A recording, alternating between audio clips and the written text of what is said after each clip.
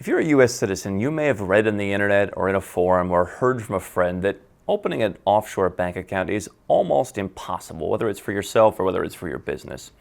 And while there are some difficulties for Americans, I'm going to share why this rumor is not only not true, but is in some cases actually malicious.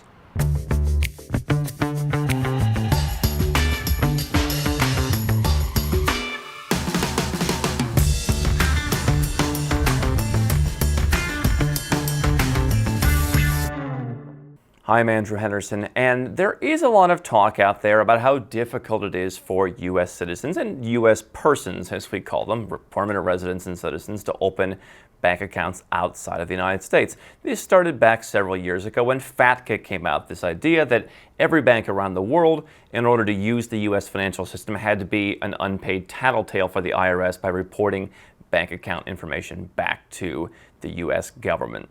And no doubt there were banks that said, no thanks.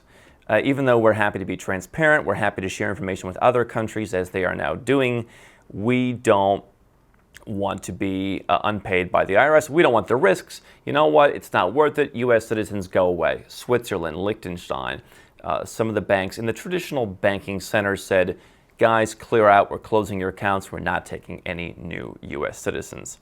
And so what happened was a lot of publications in the offshore industry, a lot of the certain sovereign citizen people and all these different movements that talk about offshore banking, the people who talk about asset protection, they said, hey, you know what, U.S. citizens, it's very difficult to open a bank account. I spent time hosting conferences, and everyone who had a conference said, it's impossible to get a bank account. Like that was the pitch, basically. The pitch for every ebook, every info product, every newsletter subscription, every conference was the U.S. government is going to stop your ability to bank overseas. The reality is it always was and always is perfectly legal for U.S. citizens to open bank accounts in other countries. There are some reporting requirements, and those have increased over the years. But people, I think, have played to the fear that there are some banks that don't accept U.S. citizens. Here's the reality. I was just in Hong Kong recently, in a place that has become relatively difficult to bank as a foreigner of any stripe in the last 5 years.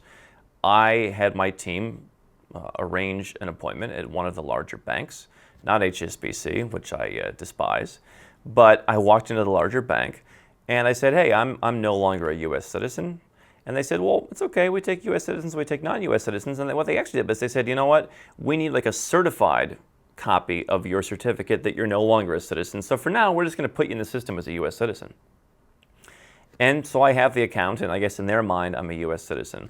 So in Hong Kong, one of the big wealth havens in Asia, one of the most stable banking jurisdictions in the world, a place that has for 5 years been really tough to get an account, I walked in off the street, I got an account. Now, this is not an account where you put in $500 and you walk away. It's a bit more substantial. In this case, it's about $30,000 that you need to put in. Still not a lot. But there's an example of, to them, a U.S. citizen opening an account. I think that what people get hung up on is they get hung up on only the Switzerland, only the Liechtenstein, or only these kind of Caribbean, don't leave your couch kind of accounts, the remote opening bank accounts that we've talked about here on the channel. People get hung up on the idea that those are the only options. The reality is you have to look at it like an offshore bank account is somewhere where you're not living. Okay, so you're right, Switzerland and Liechtenstein don't want you. I know one bank in Switzerland, $500,000, they might take you as an American. But you're right, all the rest of them are off limits. Peter Schiff's bank, Europe, Pacific, and the Caribbean, they don't want, folks. So, there are plenty of other banks. We have made a video right here on our YouTube channel, easiest country in the world to bank. You can go to Georgia, you can go to Armenia, you can go to lots of other places, you can go to Hong Kong, you can go to Singapore. The thing that is indeed becoming more difficult, not just for U.S. citizens, but for everybody, is banks around the world are saying it's not worth it for us to open accounts for foreigners with $1 or $500. They're going to start to want $5,000, $10,000, $25,000. But that's not just for U.S. citizens, because now everybody in the world has CRS, the Common Reporting Standard, or almost everyone in the world. So the bottom line is what you're seeing is you almost have to adjust your mindset if you want to get a bank account overseas. You have to say, you know what, it's not about the banks that have been the historic offshore havens. You need to think of what are the places that haven't been the banking havens, the Georgias, the bigger jurisdictions like the Singapores, the places that haven't catered to people to go and stash cash. And if you do that, you'll get in the right mindset. There are, in our company, we have a list of, I think, 418 banks we just updated recently. We update it every quarter. And more than 150 of them accept U.S. citizens. Now, in some of them, like in Kazakhstan, for example, you have to go and you have to get like a taxpayer ID number. And I went to Kazakhstan and I went through that process and I paid a lawyer like $800 to help me. And for the average person, it's probably not worth it to do all that to bank in Kazakhstan. But there are plenty of other places where you can go. And we're not going to talk about 150 banks in this video.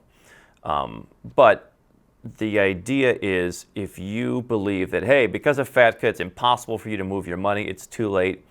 It's something that a lot of people have said to try and sell you something. And now I'm seeing people repeat it over and over again. There are options for U.S. citizens, both on a personal level, that's going to be a lot easier. On a corporate level, depending on where you set your company up, there are plenty of options. And we help people with it here at Nomad Capitalist every day.